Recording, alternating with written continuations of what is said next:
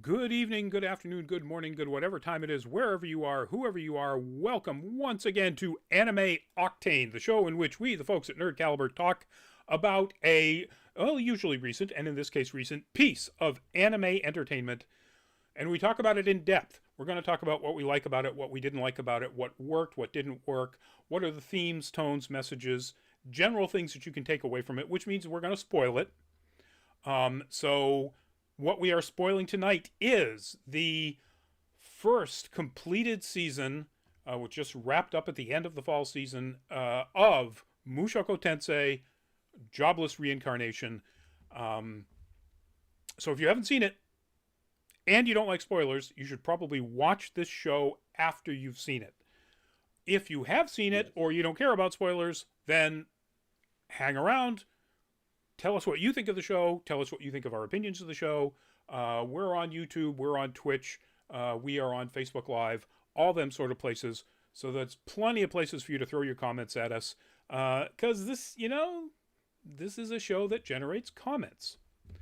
So I'm Rodney Brown. I'm the editor-in-chief of Nerd Caliber, first-person shooter on Facebook as a cosplay photographer, burly_adopter on Twitter, and a couple of other places doing a bunch of other things. Joining me tonight with the rakishly swept red cap is Byron. Introduce yourself. Hi guys, Byron McNeil, aka Byron D0 on multiple facets of the internet. Contributing writer for Nerd Caliber, social media consultant, and content creator on a bunch of different venues within the site. And very proud weeb on top of that, since I'm here. I also Weebs. Yes, I do a lot of art stuff online too. Got a webtoon series that I'm very proud of called Sisterhoods, and I think you should check it out. It's on Webtoons. It's Sisterhoods. It is a very heavily Little Red Riding Hood inspired story. I could talk about it now, but I don't think it would do it justice. Check it out on Webtoons. It's 2 words, Sister Hoods. Check it out. Awesome. Very cool. Already in the chat, Millie, if you're still with us, hello. And again, the warning that we are going to be talking in depth about Mushoku Tensei, so it will be spoilery. Just to let you know about that. So, what is Mushoku Tensei? It is an anime based on a series of light novels initially, actually really initially a web novel, but then light novels, which have been turned into manga, and as of the beginning of 2021, became an anime. The first core ran in the winter season of 2021, so started almost exactly a year ago, and the second core ended 2021, running through the fall. Now, did COVID have anything to do with that? Not as far as I know. They did say that the second core was delayed slightly. It was supposed to be in June, so it's supposed to be winter summer. And I think the actual quote was, quote, various reasons. So might have been COVID.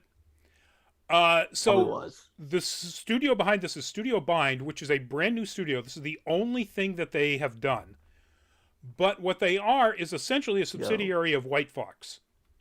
And that makes sense. It does make sense. A joint production of White Fox and the production company Egg Firm. White Fox, you may know from a few little things like The Devil is a Part-Timer, Is the Order a Rabbit? Possibly, in my opinion, one of the, if not the greatest animes ever made, Steins Gate. One that is undoubtedly going to be considered one of the greats, ReZero. Just one of my favorite fantasy, technically an isekai, although that's hardly even a factor in it. I always hate trying to say this name, Utaware Ramono. If you're into, I still have yet to start that one. It is a really amazing, innovative fantasy world. It is really cool. I know it's very steeped in like Japanese mythology. Yes, folklore, mythology. Yeah, it's really deep in that. The Wonderful Girls Last Tour, which doesn't look like anything else they've ever done. Goblin Slayer. The quintessential Iyashike. Yes. Oh yeah. Well, I don't know. It's a little downbeat to be just that. I think. Um, I think Yuzu Camp is probably the A better quintessential. Iyashike. Yeah. I'll give you that. Girls Last Tour, about literally the last two human girls left alive on Earth. That's a kind of a downbeat story. Anyway, so White Fox is known for some really amazing products, and they decided they were going to create a complete subsidiary just for Mushoku Tensei. And I love this quote. Where are we? Here we are. The person, so the chief producer of Studio Bind is the CEO of Egg Firm. And he said the reason that they created Studio Bind, where'd it go? There we go. I've got so many windows open here. Was, quote, they needed a system that would allow us to move forward with the project in a continuous, long-term, and systematic manner. That tells me that they are planning on producing as many of the 25 volumes in this series as they possibly can. Is the series still ongoing, or is it over? I think it's over. I think it reached a conclusion, and I think the author is writing some prequels. You mean a light novel series that's finally completed? I think so. That would be a first. Let me see if I can find that out for sure. No, it says it's still running. No, that's the manga. No, yeah, the light novels are still running, according to this. Started in 2014. Yeah. And the author, who's got a really interesting name, Refujin na Maganoto, has said that Maganote, sorry, has said that he will be writing other stories set in the world or the universe that this takes place in. So yeah, there's plenty of stuff here for Studio Bind and the others to continue to work on.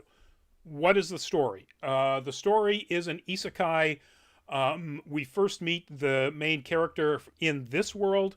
He is a 34-year-old hikikomori, agoraphobic, shut in, lives in basically his one room. I assume he has to leave the room and go to the bathroom, but in his parents' house. Since you eventually realize probably his first year in high school. And he winds up, we'll get into the circumstances, he winds up getting killed by a truck-kun, and completely reincarnates as an infant, like a brand new infant in this fantasy world. And the story is, in this world, his name is Rudius Greyrat, and Rudius grows up learning the magic of this world by applying his knowledge of video games and so on, because he didn't do anything except play video games and watch porn. Given the circumstances, he doesn't really need to watch porn. Well, that's true. So he uses this ability to make himself a very, very, very powerful magic user. It has a lot of tropes like this, the OP magic user, the reincarnation, and so on, that were pretty novel in isekai back when this first came out in 2014, and have since been picked up by a lot of, almost all light novels of this nature. The anime industry as a whole, you might say. And generally to a lesser degree. Minor lesser, or in some cases completely garbage lesser. I'm detecting a little bit of animosity there. There's a lot of isekai out there that's just pure unwatchable trash. There's a lot of anime out there that's pure unwatchable trash. Garbage, handshakers. It's not an isekai, but Jesus, or X-Arm. Anyway. So. Or redo a healer. Well, yeah, for all kinds of reasons. Let me stop. So the story basically is that we watch Rudius grow up. He is trying very hard now that he's been given this new opportunity to be a better person, to right some of the, well, not wrongs, but do things better than he did in his previous life, which was spectacularly awful. Um, and this season basically runs from him being an infant to uh, A tween. a tween. I think he's 12 because I Yes. think Eris is 3 years older than he is, and Eris turns 15 at the end. Um, Yes. so uh, and that's the basic premise of Rudius trying to survive in this new world, learn to be a better person, etc. Um, so that said, let's get right into Byron. What about this did you like? What did they try to do and succeed at? What works for you for about this anime? Well, I mean, this is a continuation. They stayed the Well, course. Like they didn't. let's talk about the whole thing because when we did Okay. this last time, it was only 3 episodes in. Okay. So This is true. yeah, I thought so we. you can talk about Okay. the whole Yes. thing. All right. Yeah. I gotta say, all in all, it was a very solid series. Like as a progenitor of the isekai boom in the anime industry, it definitely it definitely had something to prove as an anime because you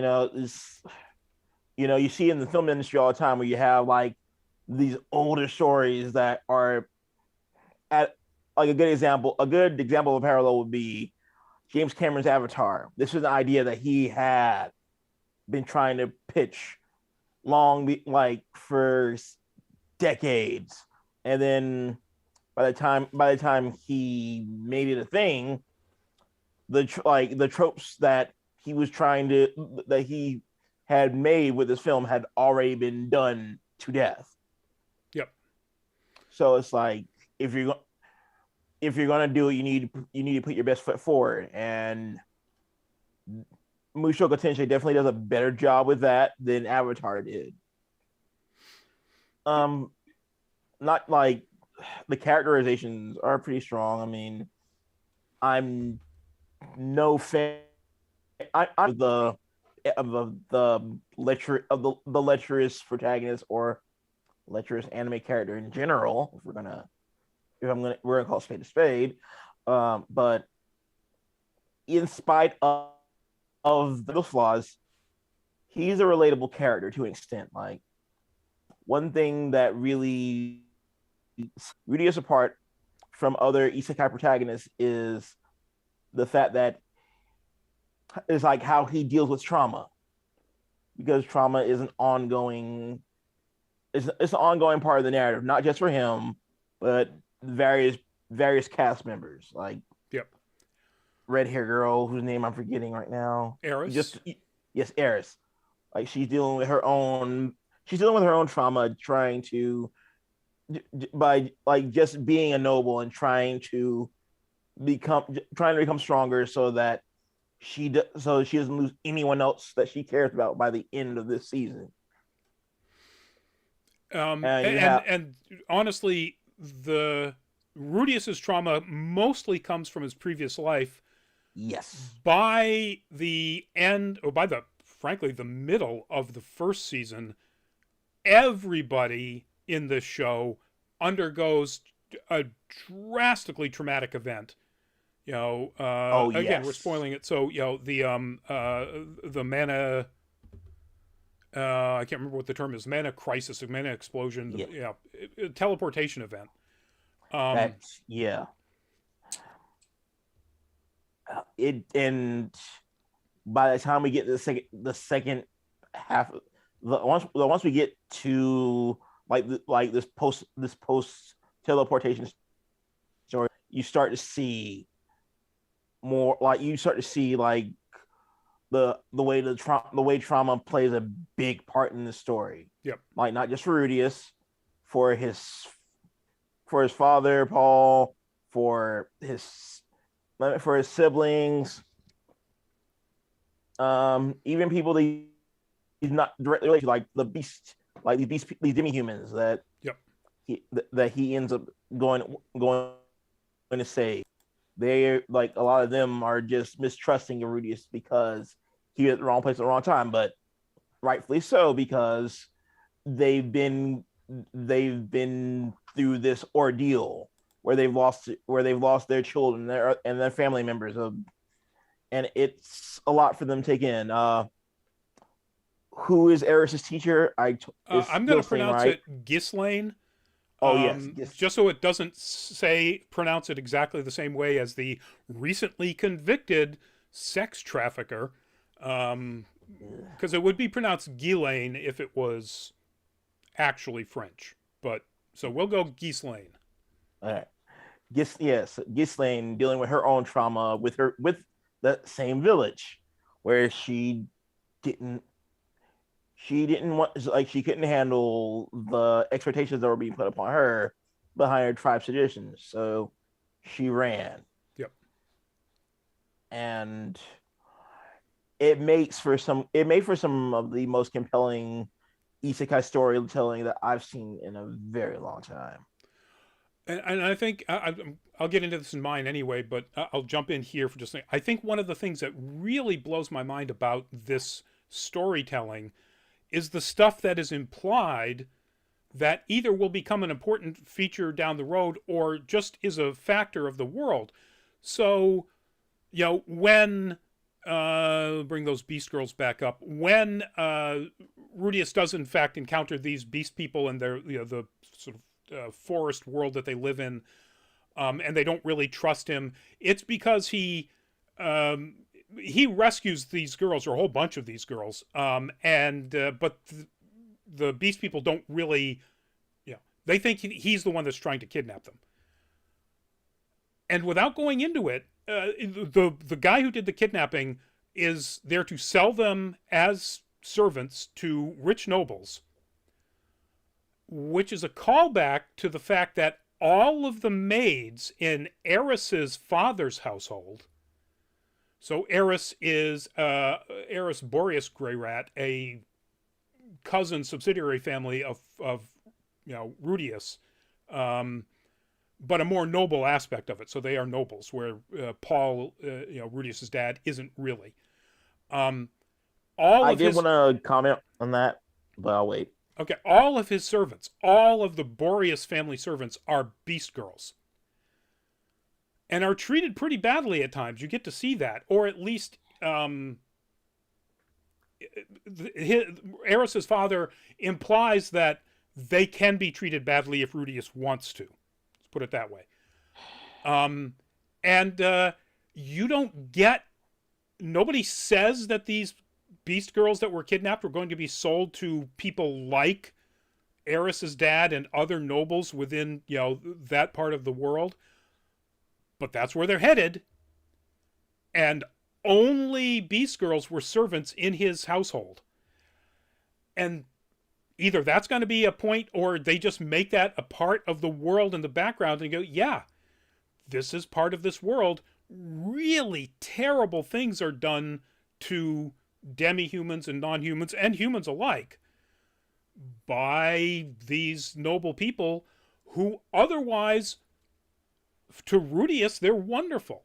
They are very considerate, relatives, essentially, uncles multiple times removed. Anyway, sorry, go ahead.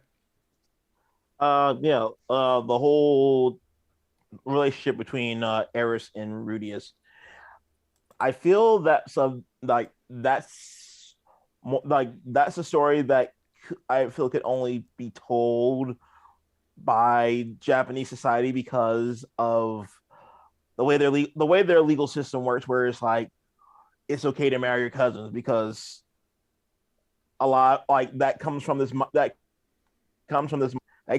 this caste system within, during the Edo period and beyond. Well, again, true, but to be clear, Eris is not a first cousin. She is from a removed family line. They have a separate name, Boreas Gray Rat. Okay. So she would be, I think, the equivalent of like a second at closest, or probably third cousin. But anyway, yeah, I get your point. Yes. Considering the fact that they do grow close almost to the point where they could have become a couple. Yes. I think it's pretty clear And that. that's where going Sorry, go ahead. and that's where this whole like going back to that whole full circle with the idea of trauma, like towards the last couple of episodes, you see Rudius being introduced to the trauma of heartache Yep. for the first like for the first time in his entire existence. Like he's never like he didn't date in his previous life at all. Yep. He so when he gets a real taste of it, he's going to feel taught. He's like it's going to make the reality of it a lot harder to process. Yep. I think we're getting a little bit into deeper territory, so let's shift back to things that you liked about the series. Okay. Um, I also, I mean, the visuals. I've said that in our previous discussion episode, but I love the look of it. It's like it has this watercolor aesthetic that very few anime ever really can achieve, in my opinion. Yep. But I just love to look. I just love to look at the animation in motion. It's so fluid. It's so bright. It's so vibrant, and the way like the duller tones contrasts with the hair colors and like just the scenery, it's exquisite. I it's taking me back to undergrad where and all this talk about color theory, and I'm just like, wow, this is art. Yep. It's art, and I'm here for it. I can't wait for the next season. Um, I think that's where I'm going to leave it right now. Okay. So yeah, I agree with you. I think it is absolutely gorgeous to look at. I think the character designs are fantastic. And I just looked this up as I was looking up information. Really close to the designs of the original illustrator from the original light novels. Yeah, it really is. Like I've looked at some of the covers Yeah. of the novels, and it's just amazing like how much these animators captured that vibe. Yep. Yeah. So the character designers did a fantastic job with that. The background artists are just gorgeous. Go back to that scene of Roxy, Rudy's magic teacher, when he is young and still living at home with his parents. Roxy training him on to improve his magic, which is already pretty impressive. Look at that. You talked about the watercolor background and so on. The Paul and Zenith's house, this beautiful English Tudor style with literally, rose vines growing up to the crown of the roof. It's absolutely beautiful. Every bit, even the demon lands when they eventually wind up getting teleported there, is gorgeous. A dry desert, very austere gorgeous, but still gorgeous. Absolutely fantastic. The market here where after Rudius is sent to basically be a magic instructor for Eris, of course the redhead in the middle, and Ghislaine is the beast sword king, like one of the most amazing swords people in the world, in the tiny little bra. I'm sorry, I can't hear the sound of me drooling over Gisling's abs. Those abs are amazing. I did not, because I couldn't find a high res version of the image of Rudius inspecting how muscular her butt cheeks were. That's a scene in this show. And honestly, we'll get into that when we start talking about concerns. But in this scene, Rudius finally comes to realize that not only does she not know magic, she doesn't even know how to count properly. So, Oh he winds yes, that's right. right, and she doesn't know how to read. So he winds up basically becoming her complete instructor. But again, look at the market scene. The backgrounds are absolutely gorgeous. Um, there aren't a ton of people walking around, but the background characters are not CG. There is CG in this, but it's Very like little though. very little, and it's like Demon Slayer, from UFO Table. It's integrated beautifully. Um, anyway, so the animation is fantastic. The art is fantastic. You can find, I'll give you two examples of the animation. You can find them, I'm sure, clips on YouTube if you're interested. And it won't give away anything. This is an example of the level of commitment these animators have to this, and both of these are in the second core. There's a scene where a bunch of people are sitting at an inn or a restaurant. It's not the right term. And somebody grabs a roll and pulls it apart, and it is the most accurate. The folks at Food Wars wishes somebody had animated a piece of bread coming apart like that. It made me hungry. It's amazing. Earlier, I think it's the very first episode of the second core, when they get to the sea, because they have to get on a ship, Eris runs to the sea across the beach, and there is just as her footsteps, it's at this beach level, the camera view is, and so her feet go running past it, and as her footsteps hit the wet sand, the sand crumples back, fractures. It is the most accurate depiction of wet sand I've ever seen in any kind of animation. And that's the thing about this series that makes it great. It's like, it's the little details. Yep. In a series, not a movie. I mean, I could see this in an animated movie. This is a series. It just blows my mind that they would put this level, and even changing it up. I don't have a picture of her because I couldn't find one of high enough resolution. I mean, they had the budget for it. They must have had the budget for it. I don't know how many different people came or organizations came into this that Egg Firm managed to pull in, but they got money. There's no question about that. But the scene where Rudius gets a thing called a demon eye, which allows him to see, alternate occurrences very shortly into the future. And basically Nicolas Cage and next. Yeah, kind of, except better. And he gets it from this, grade school looking weirdo demon king girl, who is in fact obviously the demon king because she literally rips out his eye and puts in one of these demon eyes. And the animation of her and of that is so not typically beautiful like the rest of it. It is so kind of wild and out there that it's appropriate for what she's doing.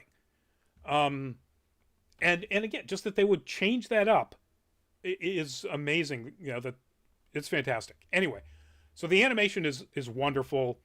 The character writing, the setting itself, the world building is amazing. The characters are fantastically drawn and realistic, unbelievably complex. I that reminds me of one of the scenes in the latter half where it was like right after the rest of his part, Rudius's party came back to help him when he was being held prisoner. Yeah. When Eris had on, I feel so dirty bringing this up, but it's like when Eris had on the village's attire, like it just doesn't seem right for a 14-year-old to have abs like that. Well, again, it's like, but remember, she has been training. So yes. Eris, the reason Eris doesn't know when Rudy first meets her anything about like even basic math is because her only interest is to be as good a swordsman as Ghislaine.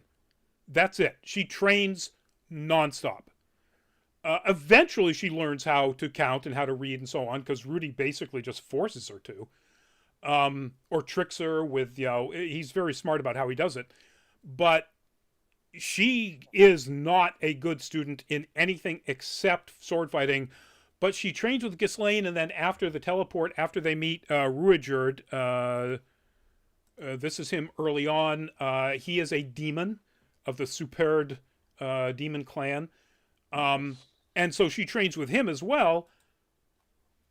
So yeah, so since we know her, and so for 4 years of the story, she is training almost nonstop with two of the most powerful fighters that we meet in the entire story. So yeah, she's gonna have abs. um, Makes me feel inadequate. well, yeah. Well, you go training nonstop for 4 years. Yeah, it could happen. So, but the character, Rudy's parents in this new world, in this image are the swordsman with the black sword there, Paul, and his wife Zenith, the sort of blonde in the corset, the white corset. And that's their maid Lilia in the maid outfit, obviously, and his teacher Roxy in this image. Paul starts What out. you want to call Foxy Roxy. Yeah. Paul starts out as a very sort of charismatic, caring, kind of occasionally overbearing dad who's trying really hard to train Rudy in swordsmanship, and that's not Rudy's thing. He's okay. He actually winds up, I think, as a apprentice level of the northern style, or anyway, one of the sword styles that Paul knows. But he is, an absolute master in water magic and other magics. So that's his thing, magic. And then we find out Paul's kind of a scumbag. Yeah. And then we find out after the teleportation incident, the mana explosion, Paul is almost killing himself trying to find everybody, because everybody goes different places. Doesn't even know if they're alive. He doesn't know if Rudius is alive. He doesn't know if Lilia is alive. He doesn't know if Zenith, his wife, is alive. He has his daughter Norn with him by Zenith, and you find out that Lilia has, this is how you find out he's a scumbag, has his daughter Aisha by him and the maid with her. But he doesn't know this. He only knows that Norn survived, and he has no idea if any of the others. He's drinking himself to death. He's traveling all over the continent trying to find them. He becomes an incredibly sympathetic, but still probably a scumbag character when they meet up in this second core. Rudius first runs into Paul's new adventurer team that's helping him look for his missing family, and it's these two girls, including the one in the absolutely impractical, bog standard, Red Sonja-esque, completely unbelievable armored bra and armored panties, essentially. And Rudius rightly says, because he still thinks his dad's a scumbag, when he first meets him, it's like, so, how long did it take you to start banging these two?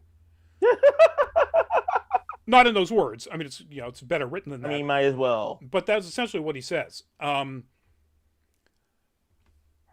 characters are just so complex, and nobody is more complex than Rudius, and that we're going to get into that again with the concerns later on.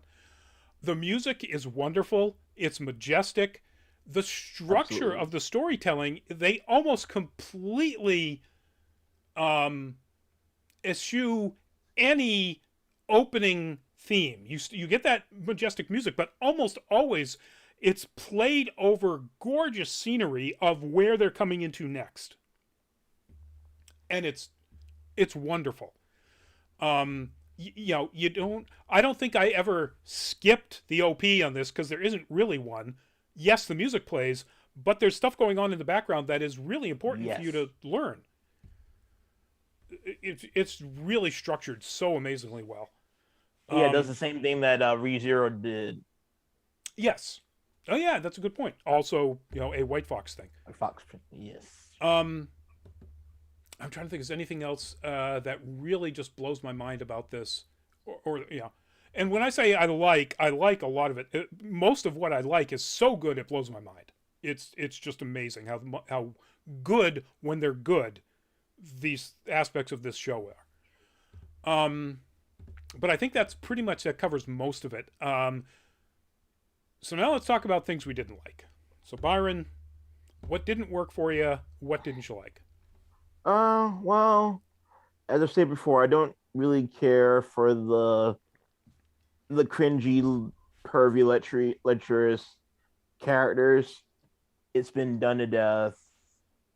Let's stop it if we can. Yeah.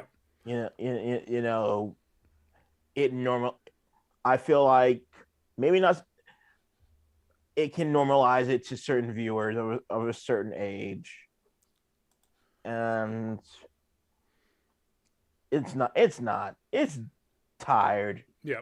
This is an Uh, image of when Roxy catches Rudius during their instructions looking at her panties, and both of their reactions to that.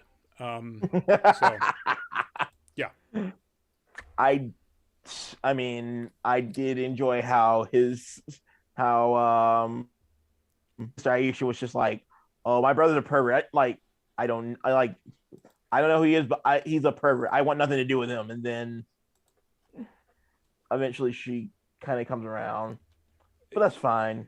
but even that, let me just. So yes, she comes around to the fact that she really likes her brother, while absolutely acknowledging you find out that she knew all along. When they finally meet up, Rudius is trying really hard to pretend that he's not Rudius, because he knows he's heard that Aisha thinks he's a complete scumbag. Um, by the time they part, and she admits that she knows who he was, she admits that she knew all along, and eventually, well, came around is kind of the right word, but also just sort of was ready to accept him right out of the get go. But Mm. but anyway, sorry, go ahead. Uh, yeah, I don't want to harp on that one point for too long. I say another thing that I feel was definitely to the detriment of this series was the focus on the slice of life aspect. Like I understand that this is a long running story, but I'm used to there being a direction. Yeah, And when yeah, all right. As a fan of world building, yeah, and particularly I when just that slice of life is this interesting, I'm never gonna not love it. But I get it. I understand why. yeah, like it's more of a nitpick on my part, like because I appreciate good world building too. I just the interconnectivity was so sparse. Like you see, like I can probably count on one hand the number of times we saw the god character come in, and then that one episode with the dragon god villain, I mean, antagonist character. It's like he just kind of comes out of nowhere. It's like, okay, who's this guy? Well, again, he doesn't quite come out of nowhere. Remember when their geese is still with them after they've made up with and helped save the Beast Village. Um, and Geese talks about the various gods of the different world who are the top of whatever they are. So, like, there is in fact a water god of the water fighting style. There's a northern god of the northern sword fighting style. There's a dragon god, and he is a person, but no longer really a person. And that's him right there. That's Orsted, the dragon god. And in one of the most amazing scenes, that is Eris and Ruijerd's reaction to knowing who this is behind them. Ruijerd, up to that point, is probably the most powerful. Everybody on the demon continent is deathly afraid of Ruijerd. Everybody, because of his reputation. And that's his reaction to just knowing that Orsted is behind them. Going back to the things I liked about it for a second, like you bring this up, just remind me, like I'm not big on power scaling. Mm-hmm. Like I kind of just feel like those conversations can get really annoying because they're done at Right. nauseum. Superman v But Goku, blah blah blah. yeah, Yeah. but I mean, this is power scaling done right. Yes. And with consequence. Yes. You know, Orsted beats the ever living shit out of it. And, you know, again, this is a spoiler show, kills Rudy. Now, Rudy's patron god, sort of, Hitogami. Man God, I think it's called. Hmm? Wasn't he called like Man God or something? The man god. Yes. Revives him, but, you know, Orsted is is another level. Orsted is the power scale. You know, Orsted is the Vegeta before Goku figures out how to turn Super Saiyan and actually take him on. You know, it is a power scale that's amazing. Anything else in the dislike camp? Uh, Honestly, those were really it. I didn't have a lot of problems with the series. It's it's not perfect, but like no, there is no perfect story out there. So Right. Um. what you got? So I'm trying to think of see if I can find his name. Yeah, it's not in here. Um. So I don't have a lot of dislikes. I agree with you that the idea of the perverted character, for no reason other than being a pervert, is a problem. And the worst example of that I can think of is I have no idea what his name is. I can't remember, but the main character from Heaven's Lost Property. He's just Never saw that one. the one with the angel Icaros. Yes. Yeah, that kid is an unrepentant pervert of the worst order. Like an unlikable character in my mind. One of the worst main protagonists in any anime. And for no reason other than the fact that it gives them an excuse to do fan service. As horrible as Rudius is, you understand why he's the way he is. Yeah. He's a boy with the soul and mind of a 34-year-old when he's, you know, reincarnated, so 46 by the time the series ends.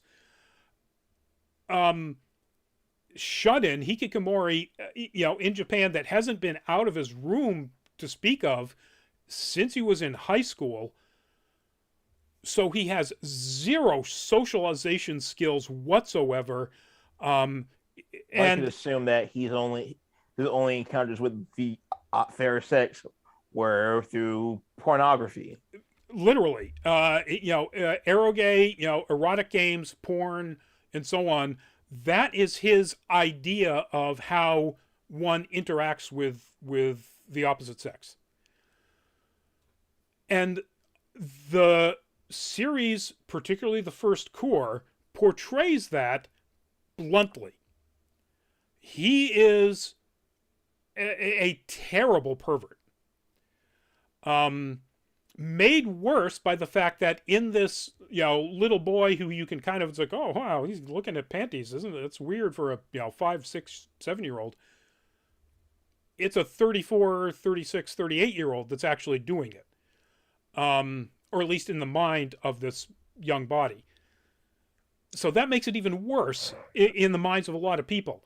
I would rather have that portrayed to me as a realistic outcome of what would the behavior of somebody like this 34-year-old shut-in would be given this new situation that he's in, with the understanding that he grows a great deal, through the course of this, at least even this first season, as a person in how he interacts with other people, particularly the opposite sex. Then showing me this, I can't remember what his name is, but this kid from Heaven's Lost Property who is just a pervert so that we can watch him staring at, boobs and panties. Uh, now, fan service. Yes, fan service. Now, it can be very off-putting to a lot of people. I get that. Maybe you don't want to watch somebody start off horrible with the idea that they're going to get better. And watch them stumble. This is like any recovery process, whether it's an alcoholic, a drug addict, it's a sex addict. A sex addict. In a perfect world, it's 2 steps forward, 3 steps forward, 1 step back.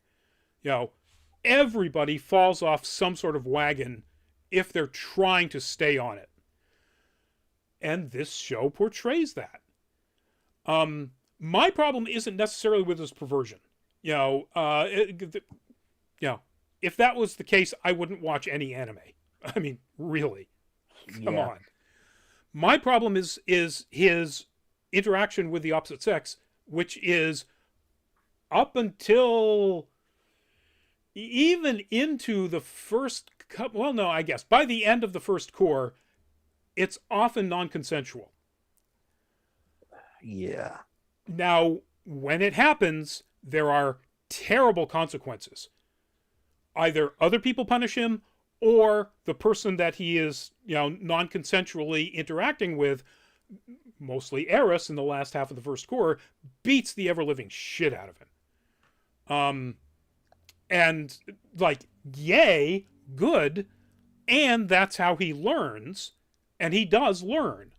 But yeah, it's really fucking uncomfortable watching that happen.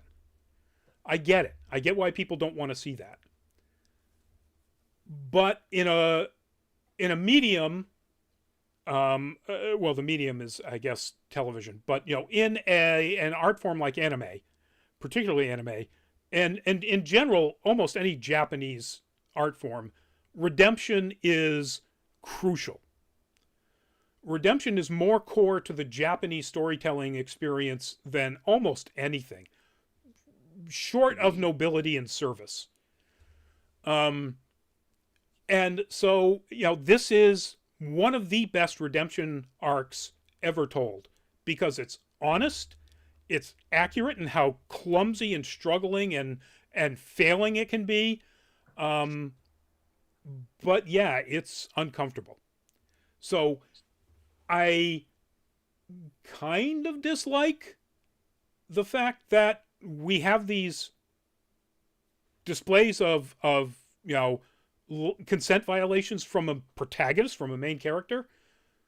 But I also really appreciate how honest it is to his story of going from horrible, horrible person to much better person.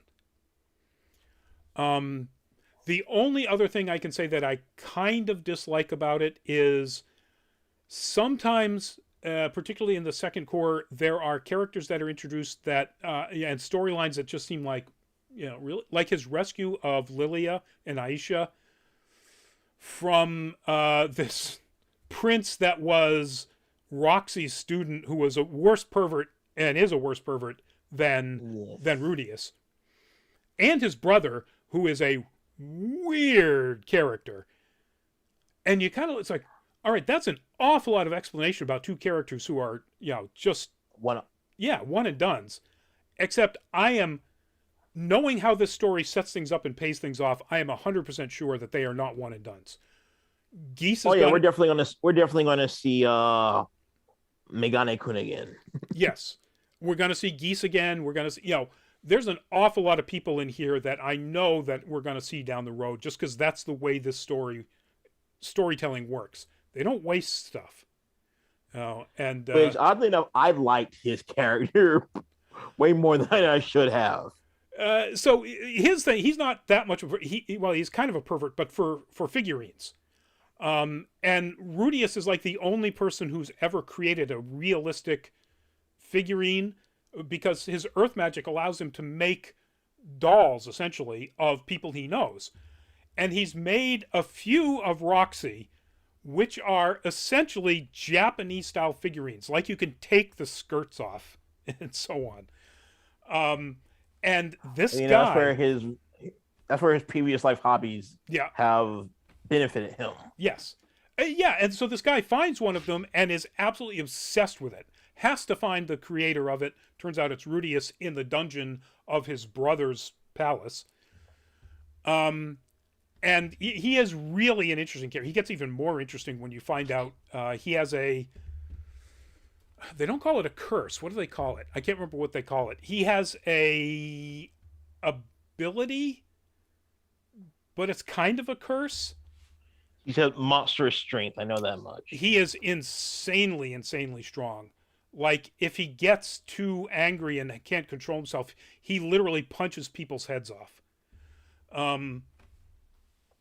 But yeah, anyways, he will. I guarantee he will come back. I haven't read the light novels or the manga or anything like that, so I don't know.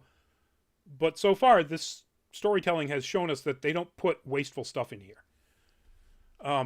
But it's still, because I don't know for sure, it still seems like, that seemed like an awful lot of investment for something that isn't paying off yet. I'm confident that it'll pay off in the future. And that's really it as far as any dislikes I have of it.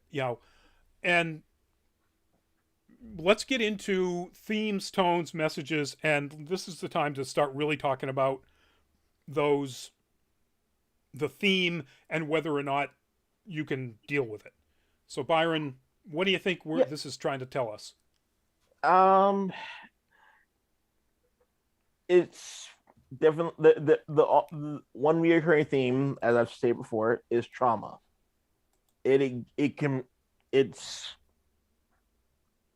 It shows that there is no one way to experience trauma. Just like there is no absolute form of PTSD. Right. It, like, in that sense, is very progressive. Yep. Like it's taking a topic that is very taboo in Japanese society and bringing it to the forefront, and that's one of those things I really appreciate about it. Because we need to talk about trauma. We need to talk about about PTSD. We need to talk about mental health. And if anime is a way to do it, then I'm all for it, because it makes it more digestible for people who are not comfortable having these conversations. Yep. Yeah, I agree. I think one of the other big ones I would say, as I've mentioned, is redemption. Not just Rudius's redemption arc, as literally reincarnated into a whole new body, so he has he has a new chance at not being the failure that he was. But Paul's redemption, Ruijerd's redemption. The Superd have a terrible reputation, even on the demon continent, and they're demons themselves, but everywhere, as being just, they are the things that parents tell their children to be afraid of. And Rudy, like, real world parallels.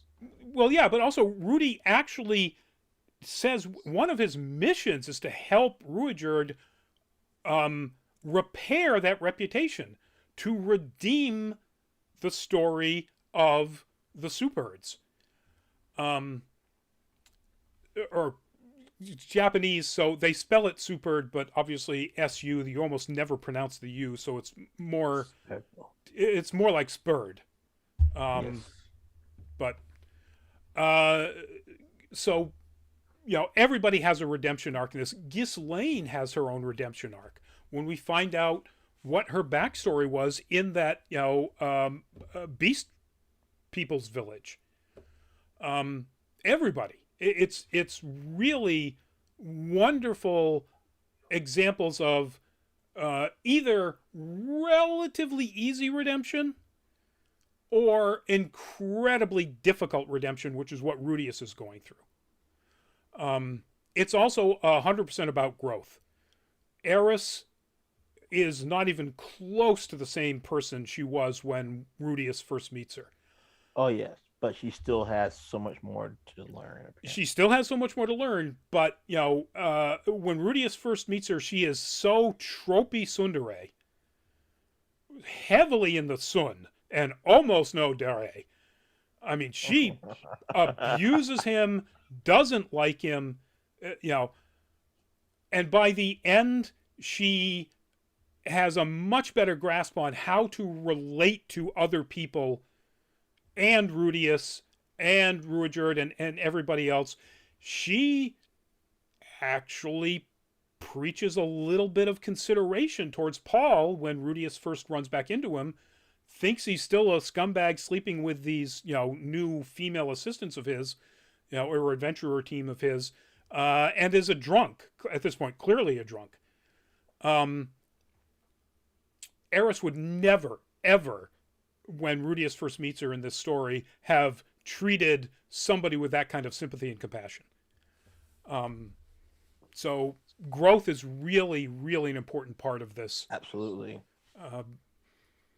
And examples of actual, realistic, honest character growth.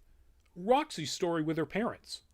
Now, that's a one-off, and it's one of the most amazing episodes when you're talking about growth. Also a great piece of world building too. Oh, a fantastic piece of world building. Just the world that she comes from with the the culture. So she is not of the Superdia, she is from the Magurdia demon clan. A separate very, very, very slowly, and I'm so jealous of them. Yeah, so that's my take on the most important themes coming out of this and the messages. Redemption is, vital to allowing people to deal with their problems. Growth is vital to everybody individually to deal with their own problems.